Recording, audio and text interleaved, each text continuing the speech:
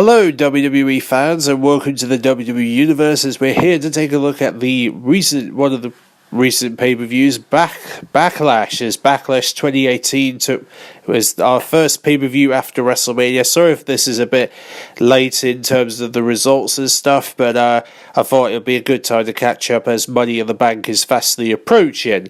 So, of course, the first match was a kickoff match, of course, where Ruby Riott would take on Bayley in a kickoff match, and unfortunately Bayley couldn't beat Ruby Riott. And by the way, Ruby Riott and the Riott Squad are actually got drafted to Monday Night Raw as part of the draft, which was pretty cool, the Superstar Shakeup. So that was pretty cool to see that we'll see Ruby Riott, Liv Morgan, and Sarah Long a part of the Raw team. As they they made their presence. Ruby Riott made her presence known in the kickoff, looking dominant over Bayley.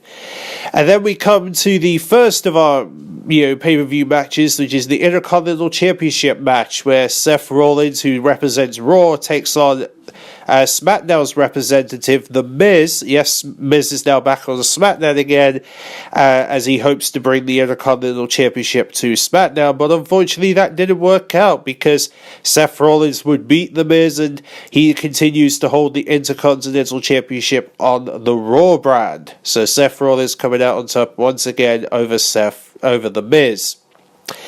Then we come to the Raw Women's Championship match, a rematch from WrestleMania where Nia Jax, as the champion, takes on her former friend Alexa Bliss.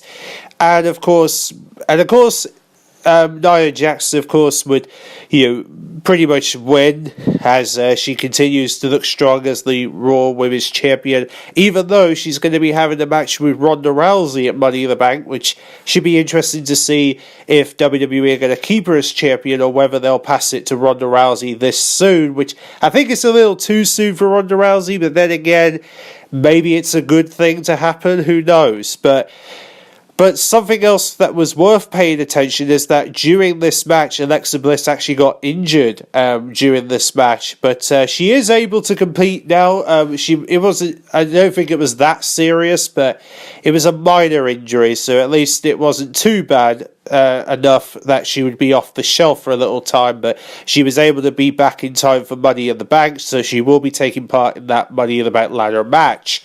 This Money in the Bank coming up.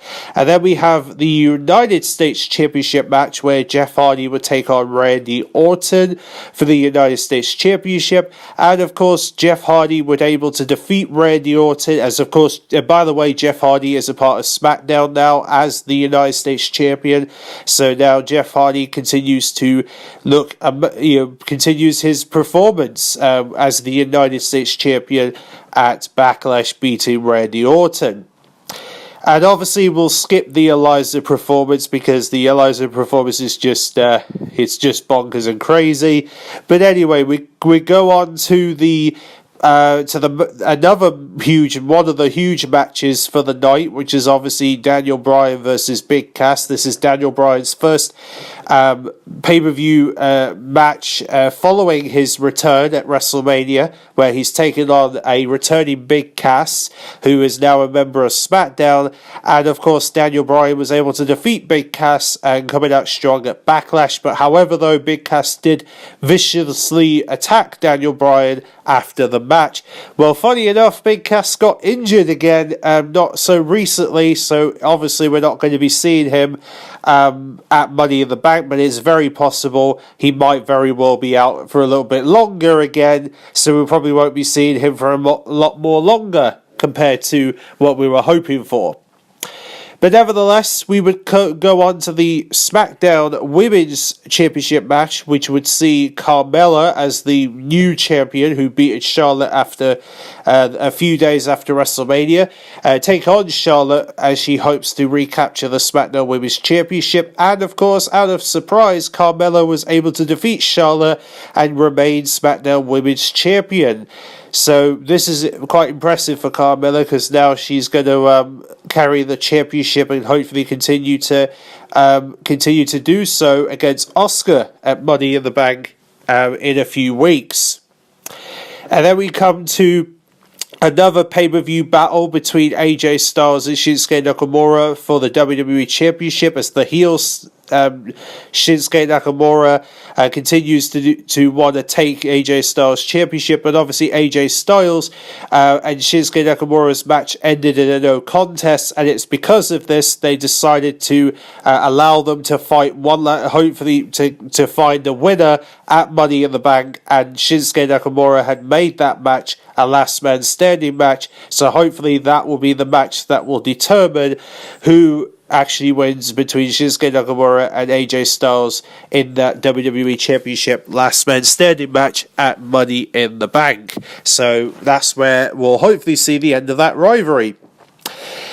Then we'll come to the tag team match where Bobby Lashley has his first pay-per-view return match where he teams up with Braun Strowman and the Monster Among Men to take on Kevin Owens and Sami Zayn in a tag team match. And Braun Strowman and Bobby Lashley continue to defeat Kevin Owens and Sami Zayn, looking strong at Backlash. So great to see Braun Strowman working alongside a former United States champion Bobby Lashley, and continuing as obviously Bobby Lashley is a part of Raw, by the way, so he's going to be a Raw guy moving for a while. I see, and it's pretty good to see that Bobby Lashley's back in WWE, and he's. Hopefully we'll be seeing him at Money in the Bank taking part in more matches in the coming weeks. And then, of course, the main event for this pay-per-view was, of course, Roman Reigns and Samoa Joe, because, of course, Brock Lesnar was not going to be at Backlash, which was kind of annoying because you would think that Brock Lesnar would drop the championship by now, but it looks as though WWE are so determined to keep Brock Lesnar with the championship as much as possible from the looks of things, or they're not wanting to give Roman Reigns a chance. So they put Roman Reigns against Samoa Joe, and obviously Roman Reigns beats Samoa Joe and ends up coming out victorious at Backlash. So Roman Reigns will now was able to defeat a Samoa Joe, which, by the way, Samoa Joe is now a part of SmackDown. He got drafted during the Superstar Shakeup to SmackDown, so Samoa Joe is now a part of the SmackDown brand moving forward. So that is some really good stuff there for Backlash. Some of the events that happened there, and hopefully there'll be plenty of other things to come in the days and weeks to hopefully we'll have some more big moments to happen at Money in the Bank. Looking forward to seeing what is going to transpire at Money in the Bank, because of course we basically have a men's and a women's Money in the Bank ladder matches that are going to have superstars from both Raw and SmackDown are going to be taking part in the women's and men's Money in the Bank ladder match. So obviously both Money in the Bank ladder matches are going to have a chance at not only the WWE and Universal titles, but there's also the women's one that's going for an opportunity for Raw's and SmackDown's women's championships. So it'll be interesting to see who comes out on top on both of these Money in the Bank ladder matches. I guess it'll be, because who knows, whoever wins is going to essentially become the next WWE Universal Champion and the next SmackDown or Raw Women's Champion at some point. So it's going to be interesting to see who that person will be who comes out on top in these ladder matches.